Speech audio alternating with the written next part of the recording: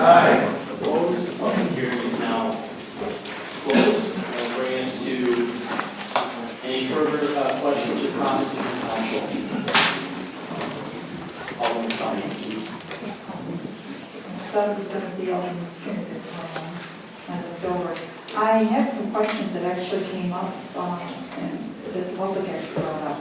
So I don't know who should answer this, but what was when the public was talking about potable water, what, is that a concern for us at all, Jennifer?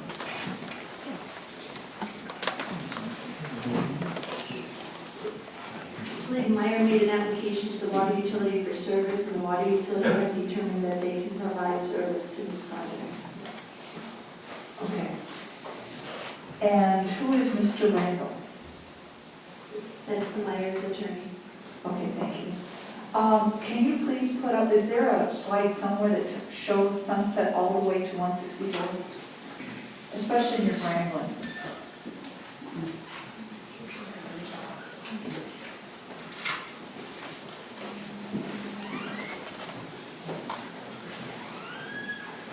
Maybe just an aerial view that's kind of close up, other than that. I don't know that I have anything closer to that. Okay, well, I've been an alderwoman for a number of years, well over 10, and what many of you don't know is that the 9th District actually was 10 at one point. So I represented the individuals in the back, not only as their county board supervisor, but as their alderman. And Grambling, what they're speaking about, and who's going to pay for that road, if you go down to Forest Higher School, it was in a previous alderman's time, it was actually Alderman Scott Allen, who actually, through city funds, paved just a little bit of the berm area. Well, many of you don't know this, when you go to school in the morning, as you're coming down the hill or trying to get out, there actually should be a turn lane going into Grambling, which would be going east, should be a left-hand turn. There is no place to go, the traffic backs up. And then there's a little bit of easement, and then there's the berm. That's town. So the public has made a good point.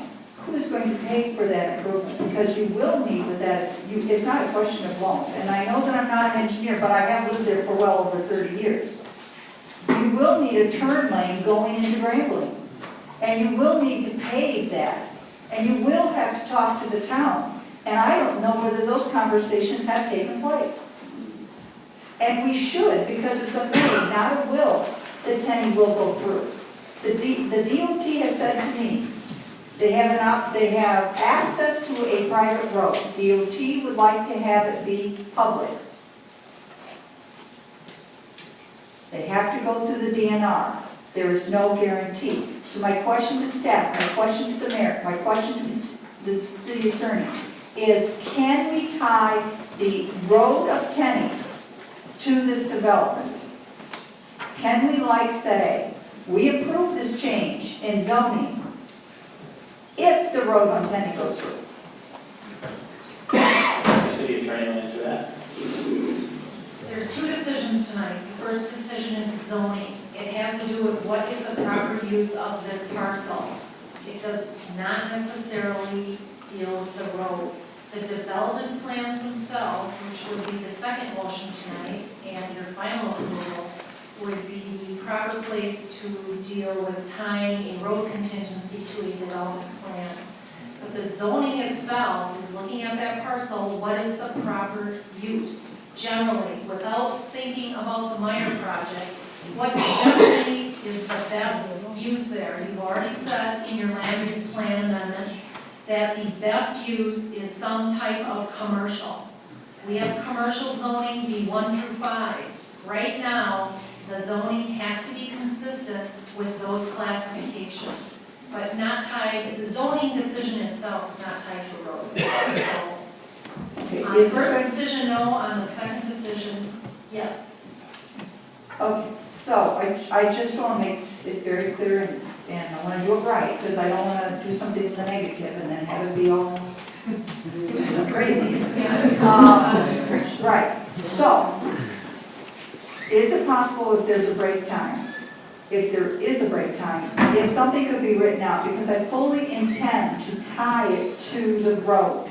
And I want to say it correctly, so that it can't be undone by Robert's rules later. I mean, because that's the concern right now. And I want to do it properly, I want to do it clearly, and if I lose, I lose. But I want to at least try. And I need staff helps to say it right. I don't exactly know what you're asking, so it's hard to answer in terms of what you're trying to say. But certainly if there's a break, I would be happy to try to help you. But the answer is it cannot be tied to the zoning decision. Okay, so the first vote, I can't touch, it can't be done. Okay, First I of all, got that. what is the proper use of the property? I got that, and I didn't vote for it the first time, I just lost. So, okay, another question I have, back to the Grand Lane, I think that's what we talked about.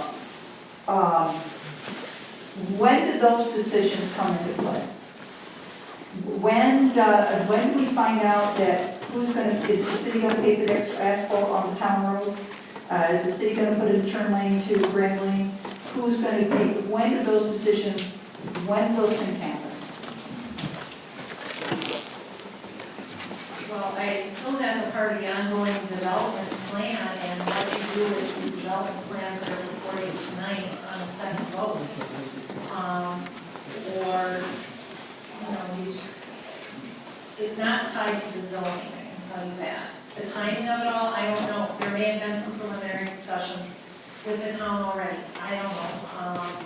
But those are all development issues. Okay, well, Or a specific development plan, a project, as opposed to zoning, which is not specific to a project. I understand. I spoke only in regards to the change in land use last time, and everybody talked about Meijer in that discussion, and I didn't really. You're right, it's hard to keep them separate, but Exactly. it ought to be.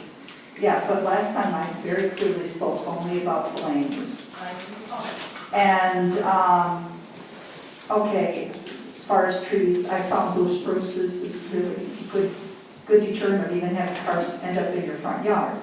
And about the tax base, there are ways of dealing with that, we talk about tax base, we're talking about generating revenue. I had a call today, this is they want their taxes lower, this would be a great way to do it.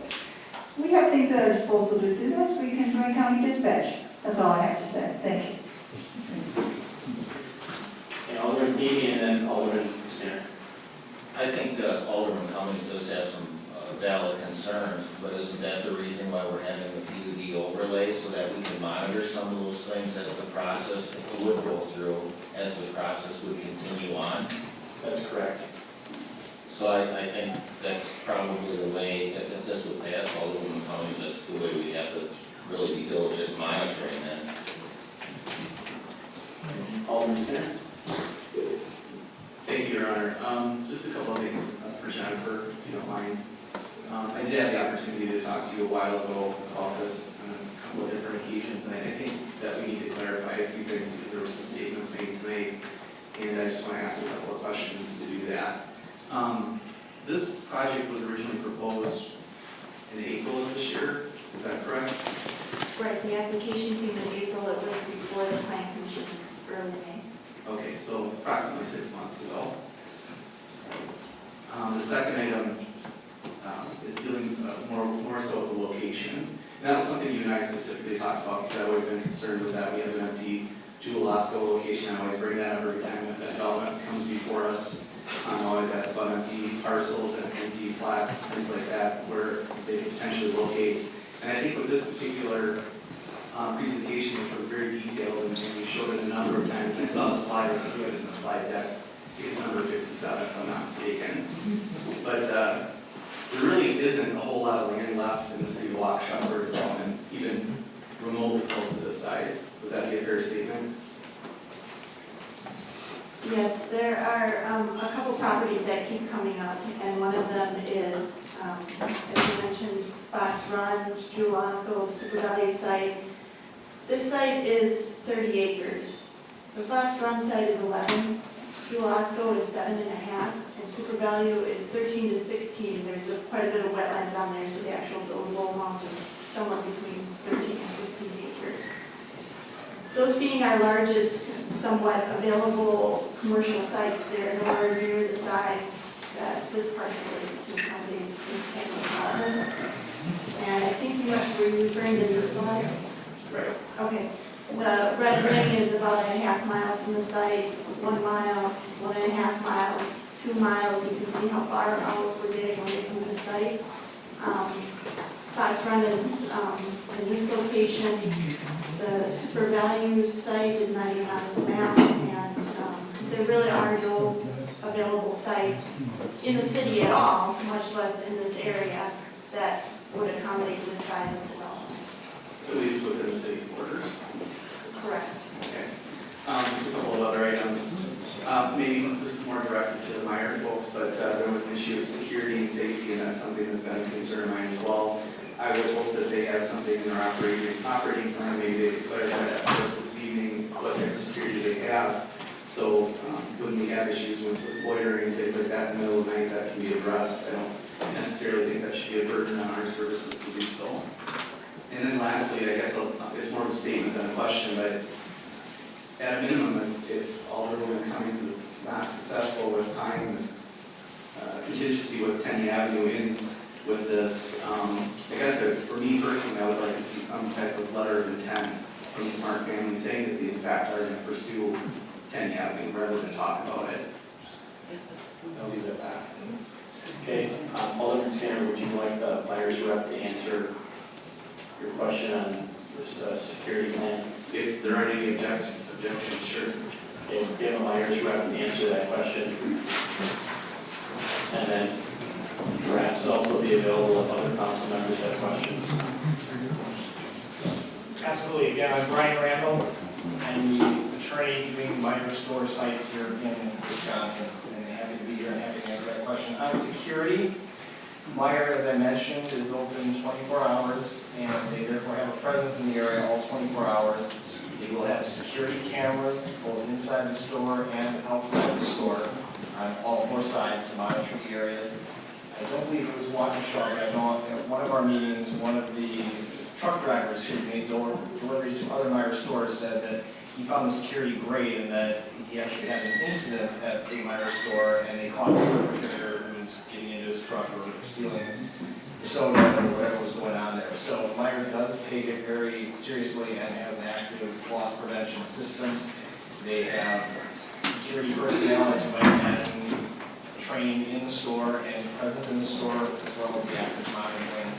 And Meijer also takes pride in cooperating with the police departments of the municipality, and that is also something other communities have looked into, and they have found that the police chiefs do appreciate working with Meijer. And things like crime, it's a double-edged sword. There are some retailers that don't want that as a black mark, and they just tell people don't do it again and let them go. And Meijer takes it seriously, and there is prosecution that's expected, and they don't just let people off the hook. So Meijer knows that there may be reported crime related to its store, but that's because those who are doing what they shouldn't be doing are actually being turned in and work with the police department in that regard.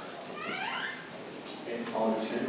I just want to clarify, I'm not talking about loss prevention personnel. I hear effort in here that there are security personnel there and you to address whatever might come up.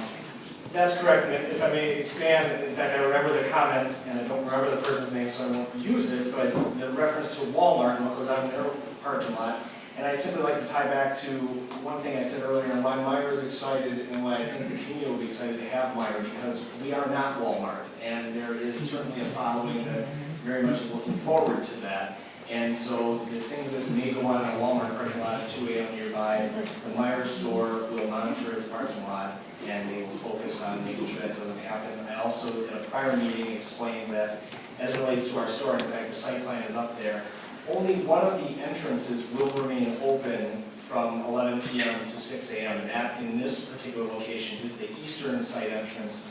It's on the grocery side of the building. Thank you for highlighting that. It's on the grocery side of the building. And so the traffic will be directed, it'll be concentrated in that area, and that also aids Meijer in the ability to monitor what's going on in that parking lot, again, in conjunction with cameras, staff going out and grabbing shopping carts and doing other things in the parking lot outdoors in the overnight hours as well. You're welcome. questions or comments from the council? Alderman Corrigan. Just another quick question, actually, in regards to the security in the parking lot. I see that we're addressing the concerns with customers in the store, but as far as alleviating loitering, say, in the far outreaches of the parking lot, I know that the shops at Fox Run, many of the light poles in the parking lot have monitoring cameras. Is that an option that we can go with, other than four corners of the store, which probably don't reach the outlying corners of the parking lot? If you could be elaborate. From what I understand, our systems do have the ability to do that. Certainly, this store system hasn't been specifically designed, but what I would suggest is that we would work with the police department to determine the best type of system. But we do have stores with light pole mounted cameras, and if that's determined to be the best approach for this location, we certainly will accommodate to do that. Okay, thank you. Any other questions? Alderman Spear. Yeah, one of the 4 points I made was, and I know it's the smart families here this evening, and they haven't spoken yet, but I don't know if they're able to speak this evening, but I did bring up a letter of intent and whether or not they'd be willing to do that, should all the women Cummings not be successful with pursuing the contingency. Okay, perhaps we can have a representative from the Smart Family speak to the intent and value of connecting Penny all the way down to the bypass. Thank you. We would be happy to engage with the city in any kind of written commitment to pursue that. It's been our intent all along. It's our desire to do that and to link to the south down to 164. So whatever mechanism would be the appropriate commitment to that in writing, we'd be pleased to do. So, I don't know if that addresses their concern, but thank you. Thank you. Any other questions or comments from the council? Okay, Alderman Payne. Thank you, Your Honor. Would this be appropriate time to bring out some of the things that were addressed as far as landscaping and things like that? Or would that be later? It'd probably be best to do that after the vote on the rezoning. Thank you. Alderman Corrigan. I feel that this is probably a great time to address many of the concerns. I've heard them, I've listened. I think that at this current time, we are lumping the land use that was passed a few meetings ago into the development that is now inevitable. It is no longer going to be residential. It will eventually, no matter what, be something commercial. It could be storage facilities, it could be a manufacturing plant, it could be anything and everything. I think we have a company that is respected. I believe that they are willing to come in and clearly have shown that they are willing to work with people. Not everybody gets everything they like. The issue at hand is getting someone that's there that is going to, I think everyone can agree that that side of Sunset, with all the mini strip malls that are half empty and empty retail stores that are empty, one option could be another strip mall with 10 units sitting half empty to contribute to the already existing problem of that side of Sunset. You need something that is going to bring, yes, traffic is a concern, but bring people through. It's very similar to why there's such a support for Friday Night Live, is that they say it's good for commerce because no matter what, any storefront that has people walking by, it should increase business. Traffic past this site, although right now we have bottlenecks, so on and so forth, the extension of Tenny, those are all concerns. Clearly, the Smart family has already addressed that they're willing to work with Penny, and I do believe that that should be tied in. But we need to also look at the betterment of that side of Sunset. And right now, it's inevitably commercial, okay? I can't predict the future. Maybe another council somewhere down the road wants to go back and build mass residential, high-density residential. I don't know. We can only deal with the issue at hand right now. And we need to separate Meijer, we need to separate everything. It is right now zoned to be commercial. It could be many things. And that's something that we do need to consider as neighbors, as citizens, and people that are clearly taking an active role in their community. Thank you. Okay, I think Alderman Frank is next. Thank you, Mayor. When council is ready, I'd be happy to make the motion. Okay, Alderman Me. Thank you, Your Honor. Well, the only thing right now that I see that I'm happy about, the B5 is that it has a PUD on it. What I'm not happy about is the B5 zoning is tied to the Meijer development. And what I saw on here, if there was a parcel of land in my district that wasn't bordering residential, I would ask them to consider District 2. But right now, it's located in an area that this development is not wanted.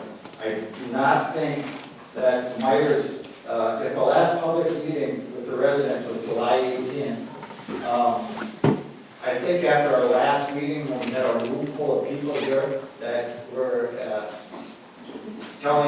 expressing their concerns, that perhaps the developer would have put together another meeting and sat down and maybe brought up some of the landscaping issues that you're going to do to try to lessen the concerns, to dress up the area a little bit. They didn't do that. As far as I know, nobody I've talked to said that there was another meeting or an attempt to have another meeting with the residents. That concerns me a lot, because a lot of this, some of these people are seeing for the first time, and they could have addressed this all, and possibly some of this would have been eliminated at the problems that were happening with the development, the concerns of the neighbors. Some of that may have gone away had we had another public meeting. And just that, not reaching out and trying to resolve after listening for hours and hours and hours of people stating their problems with the development, that this didn't happen. That really concerns me about some of the other things that were possibly being told. Even though it's got a PUD overlay on it, it doesn't mean that some of the things we're being told are going to happen. I've seen it in other areas of the city where it didn't quite work out like it was laid out on the table. So I'm not going to support the B5 zoning tonight when we vote on it, because I don't feel there was enough done with the residents to satisfy them, to satisfy their concerns. Thank you. Alderman Cummings. Thank you. I think we're getting about the end of this debate, but I think I'll just speak from the heart at this point. And as an alderman who strictly spoke about the change in land use at the last meeting, 90% of the comments made by this body was about Meijer, not about land use. And we lost. I mean, at least my view lost. And I beg to differ with the comment that this was just a small group of people. Having represented these constituents well over 10 and in some cases 15 years, this is a large group of individuals. Not having lawyers, not having the resources, not having the public affairs person. You know, they got together over coffee tables, trying to figure out this system, which was practically alien to them, to try to plead with their government to hear them. What profoundly is sad is that we heard them. Many of us just didn't listen to them. We don't get this kind of reaction to a multi-million-dollar budget. What you heard tonight was a lot of respectful comments. The fight was sucked out, but they're still trying. They're in the last round. The other side has been equally as diligent and has done their job. But somebody's got to represent their view, and I'm going to be that somebody. Thank you. Alderman Johnson. Thank you, Your Honor. Unfortunately, the residential zoning on this property has gone down the road last month. So at this point, we're looking at zoning for business. And question number one is, if it isn't approved at this point, what happens to the zoning? It's still zoned for business when someone else comes in with a proposal? It's currently zoned T1. That's what it remains. It's And- not zoned, it never was zoned residential, ever. It's always been T1. Was the land use Land use plan, plan. which is not a regulation, it is not an ordinance. The land use plan is meant to be a guide for development. The statute contemplates both zoning and land use plans can be amended to, generally take into account changes in communities, in growth, and whatever. I mean, Jennifer went through all of the different aspects of what goes into a land use plan the last time around. The majority of you have decided that commercial uses on this property is more appropriate right now than was the residential that existed before. The zoning on this property came in at T1 because it was an excellent town. The rezoning from T1 to anything has to be a commercial district in order to be consistent with the land use plan, which is required by chapter 6223. And so you can't zone it tonight inconsistently with the land use plan, which you just amended. Does that make sense? Sure. Okay, Exactly. what's your question? That was the question. All right. I agree that there are a small number of people here that are speaking out, and they spoke out every single time they've been here. And they spoke out on every opportunity they got the chance to.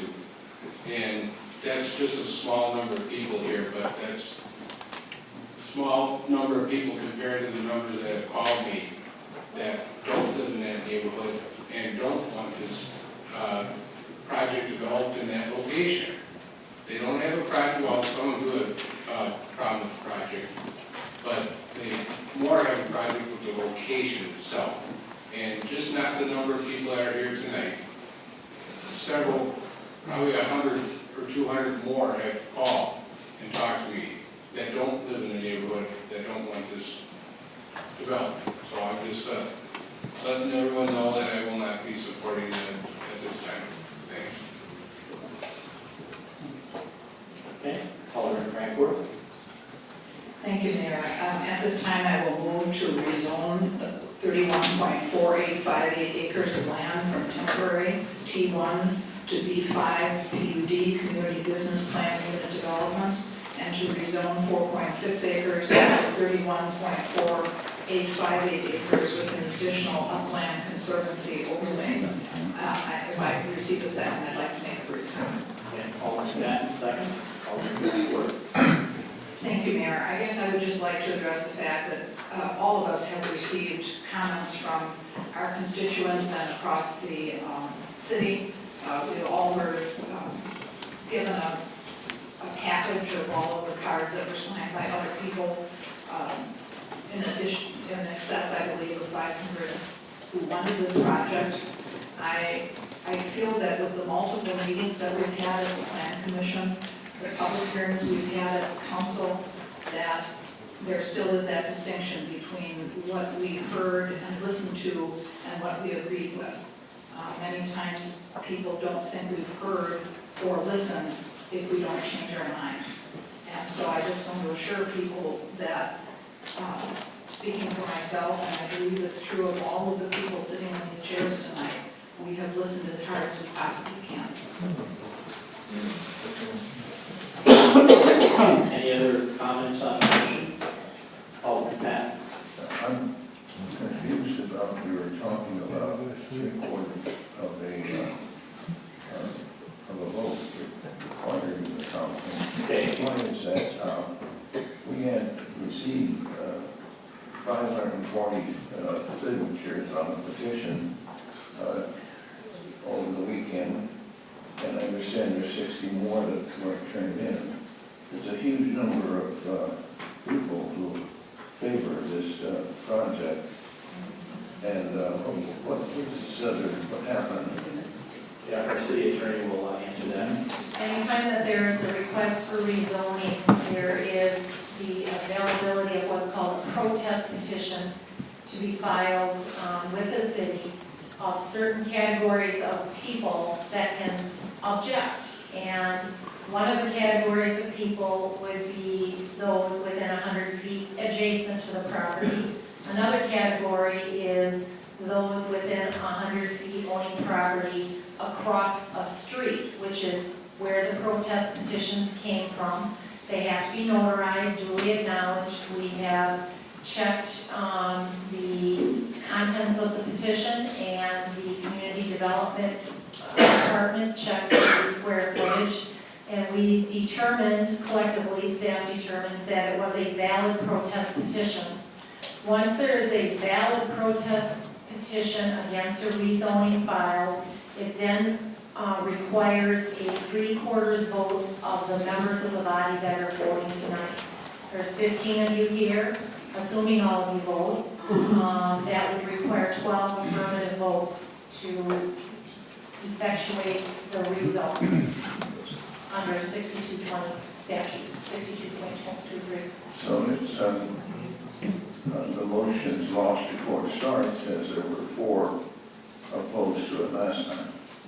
Well, that was a different question. That was a land use amendment, not a zoning question. They are different under the statute, although definitely linked, because the zoning has to be consistent with the land use plan.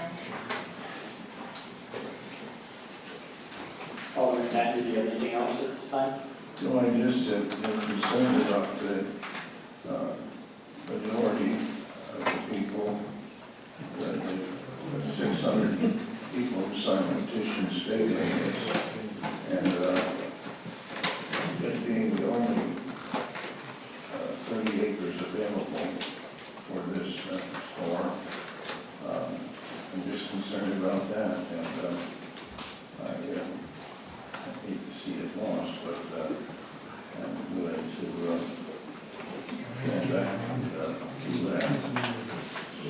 Okay, any other comments from council? Alderman Levy? Thank you, Your Honor. I guess I felt compelled to comment on this because of some of the comments that were made by the members here. To say that, we're not listening to you, that's not necessarily a true statement. I've heard every word that they've had to say.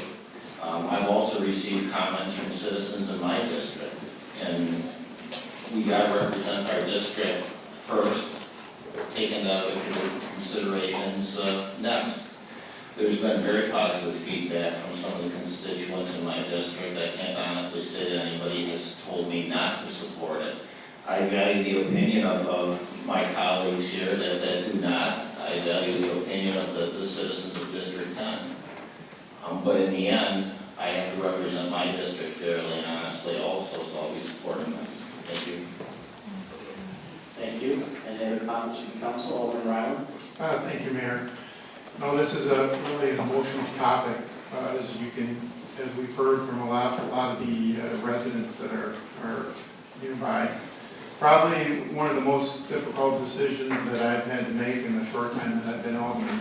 But first, I'd like to acknowledge the neighbors in the Sunset, Penny, and Larchmont area that did reach out to me. They expressed themselves very respectfully and neighborly when they were voicing their concerns.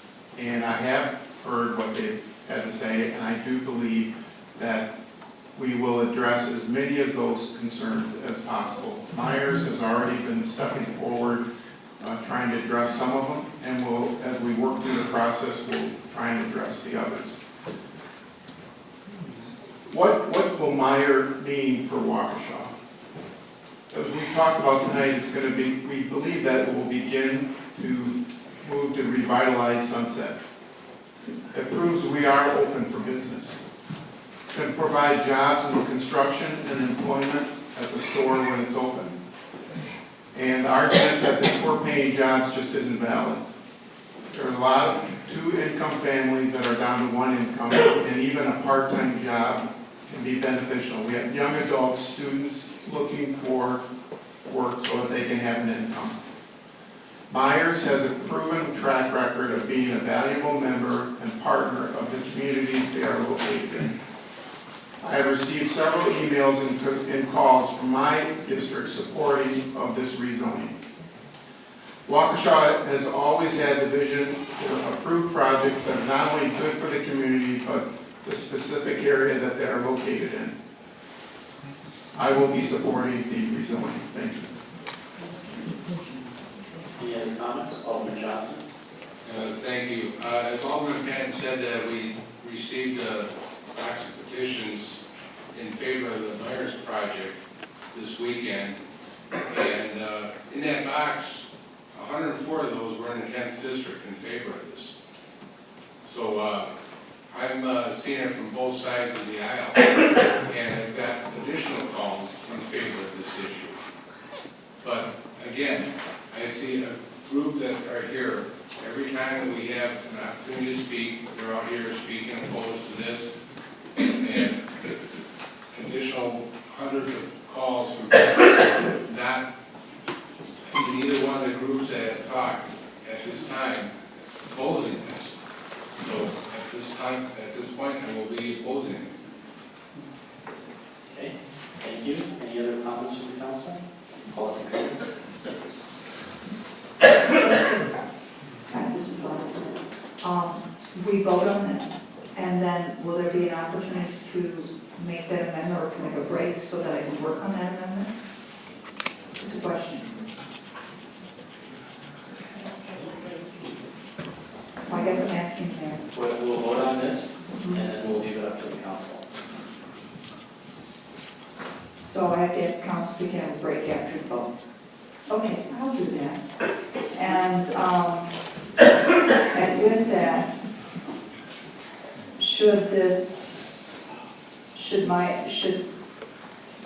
I've already stated how I'm going to vote, but as we move forward, if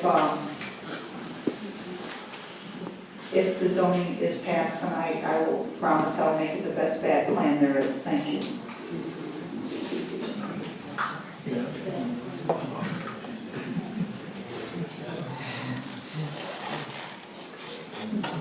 Alderman Frank Warwick. Thank you, Mayor. Later on in our agenda, under the Plan Commission report, is an opportunity for the council to weigh in on the PUD agreement, which I believe is probably the appropriate place for Alderman Cummings and others to make their conditions and their comments known. Okay. Our city planner, Jennifer Andrews, did make the request that the council consider the vote on both items back to back, since we still have all the presentation material up, and that's what everyone came here to do. So I'm flexible, leave it up to the council, but that was the request that was made. So we do have a motion on the floor to approve the rezoning. Any final comments before we go to vote on that? Alderman Patton. It only takes a second for Mr. Smart to give us a written note about the extension of 10 down to the highway. I feel much better if we have that. That's not the vote. We vote for this right now. Any other comments on the rezone from the council? He says it's supposed to be back to back. Okay, seeing none, we'll move forward and vote. Again, the motion motion is to approve the rezoning for the Smart Trust and Meijer store. Take this as a roll call vote. Rainbow. Aye. Johnson, No. Patton, Aye. Hernandez, Aye. Skinner, Aye. Corey Payne, Aye. Feeny, Aye. Bartles, Aye. Riley, Cummings, no, Jankowski, Aye. Perry, Aye. Eric Payne, No. Cavalier, Piper. Aye.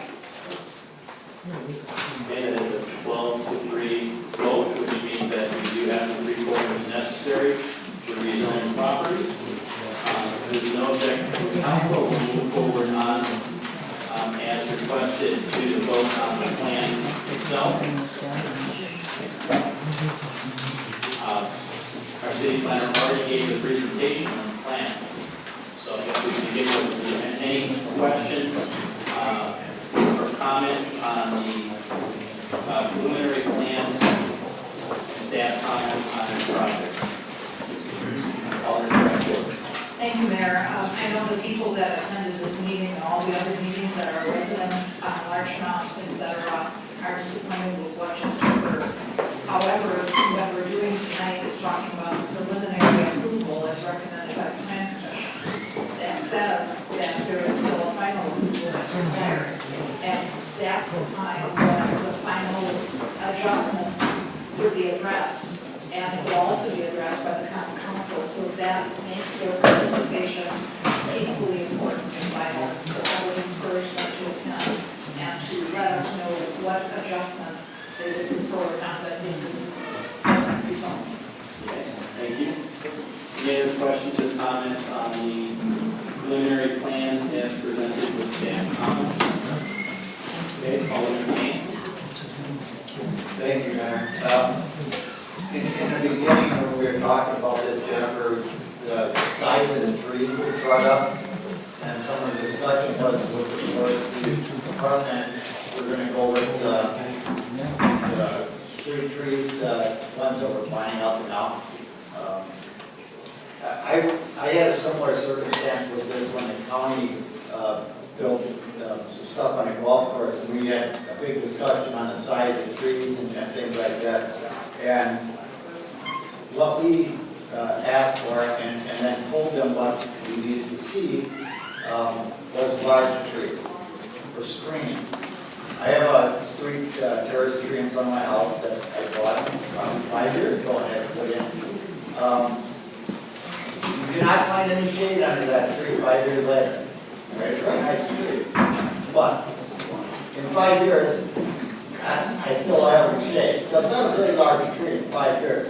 So I think part of it should be that we demand that the size of the tree be large or of a fast-growing type evergreen prevention. That doesn't work for all the site plans, I know. But I think there should be some balance where large trees should be used. And another comment that I had was when you had an elevation up where it showed the headlight and the different elevations, it showed the car at the bottom and the downhill. All right. Was there any talk? I didn't go to the planning meetings, but there's a driveway coming out of a development on Silver, and it's downhill. When it rains heavily, there's a flood coming down that driveway and it floods Silver now. Okay?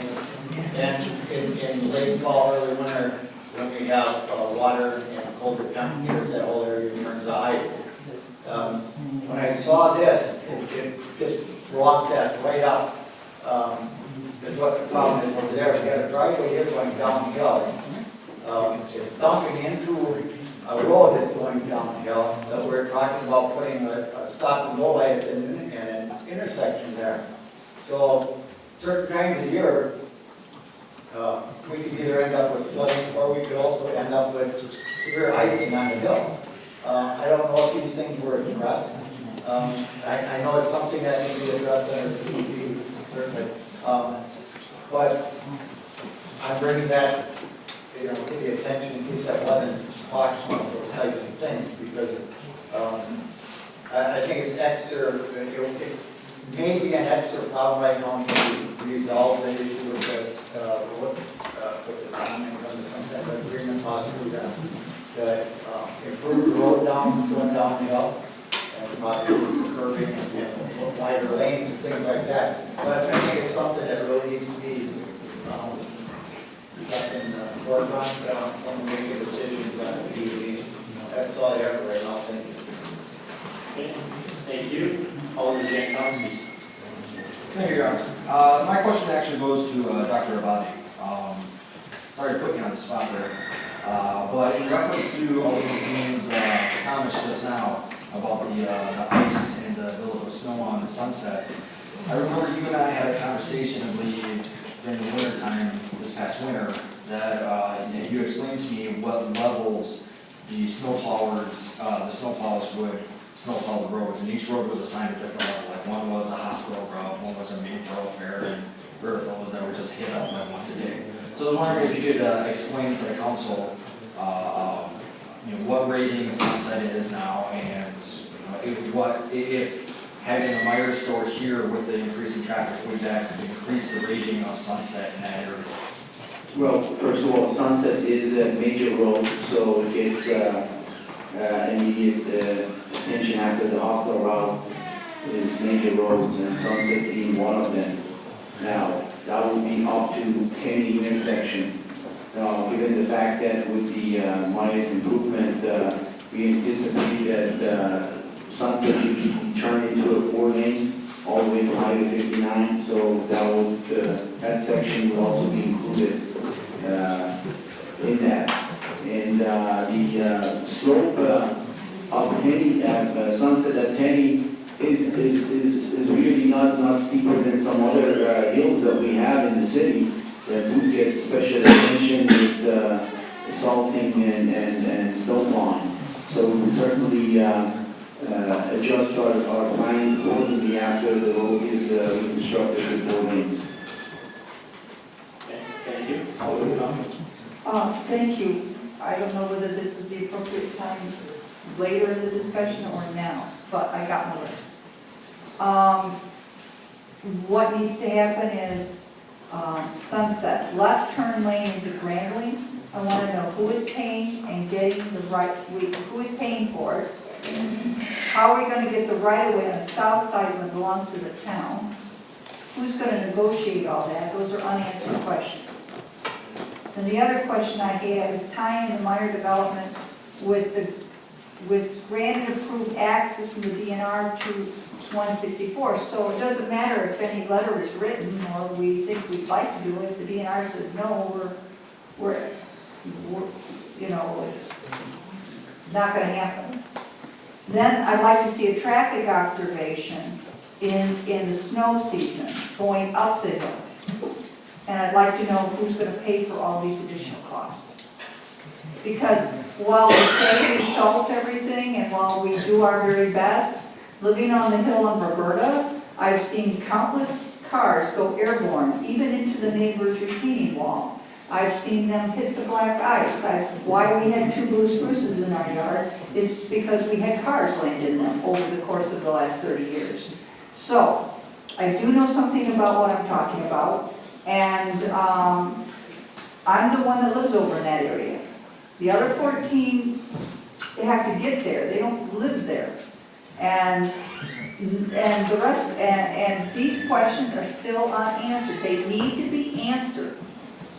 And we have to have a plan before all of this is approved. And if someone from staff can say, now Mrs. Alderman Cummings, this is the time to make that amendment, I would surely appreciate it because I don't want to miss any one of these points. Okay, Jen?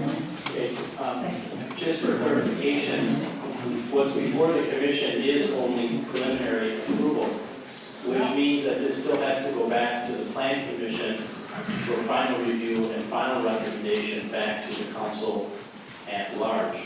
So the council may elect this evening to put in writing or make referrals to the plan commission to look into these matters and/or make referrals to staff to get specific answers, and then get back with council members, rather than trying to do it all on the floor of the council. That's just for clarification, but again, it's up to the council itself. Alderman Francoeur. Mayor? Alderman Francoeur, and then we'll come back to Alderman Cummings. Thank you, Mayor. I believe that this is one of the unique benefits of PUDs, is that the council is expressing its opinions, the residents are expressing their opinions, and as you just stated, this is a preliminary approval of a site plan and some of the architectural elements, and that we have the opportunity to make the amendments and to change the site plan if necessary before final recommendation back to the council. So I think what would capture the spirit and the content of this evening and previous meetings would be your suggestion to make referrals to the planning commission on the specifics. And if all of them are not identified this evening, there certainly is opportunity between now and the planning commission meeting when this would be reviewed to forward them to the community development department, Jennifer's attention as well. That would be a more thoughtful process because it would allow for us to have the referrals tonight about what is obvious and to give the 15 members of the council the opportunity to be thoughtful and submit other recommendations before the planning commission meeting. Okay, thank you. Whenever the council is ready, I'd be happy to make a motion. Okay, go back to Alderman Cummings. Do you have any further comments? I guess I would just like to say, Mayor, thank you for that clarification. Now I know I need to do it in writing, and I'm busy working on my referral, so you can address it in planning commission. Okay. Any other comments from the council? Okay, seeing none, Alderman Francoeur. Thank you, Mayor. I would move that the common council approve the revised preliminary development plans for a 192,940 square foot retail store and a 2,509 square foot gas station on 29.0308 acres of land at the southeast corner of Tinney Avenue and East Sunset Drive as delineated on our agenda along with any staff comments. Alderman Skinner. Okay, any further discussion? Alderman Johnson. Yes, I'd like to make amendment to the preliminary plan to eliminate the 2,509 square foot gas station on the project. I'll second it for sake of discussion. Okay, we have amendments in a second. Any discussion on that amendment before we vote on the amendment itself? Okay, seeing none, we'll move forward and vote on Alderman Johnson's amendment to remove the gas station. Any further comments from council? All in favor, say aye. Aye. Aye. Opposed? No. Okay. Amendment is defeated. You're certainly welcome to bring that back to the planning commission for final. Any other comments from the council? Okay, we still have Alderman Francoeur's original motion to approve on the floor. Any further comments on that motion? Okay. Seeing none. All in favor, say aye. Aye. Opposed? No. No. I said Okay, we'll aye. do it today. We'll just do this roll call vote. Thank you. Okay, we're voting on Alderman Francoeur's motion to approve preliminary plans. I'm sorry. Hernandez. Aye. Corey Payne. Aye. Johnson. No. Skinner. Aye. Ryan. Aye. Piper. Aye. Eric Payne. No. Cavalier. Aye. Bartles. Aye. Frank Moore. Aye. Patton. Aye. Cummings. No. Jankowski. Aye. Feeny. Aye. Harry. Aye. Okay, the ayes have it. Preliminary plans are approved. Again, we'll go back to the planning commission Council members are welcome to submit referrals this evening or anytime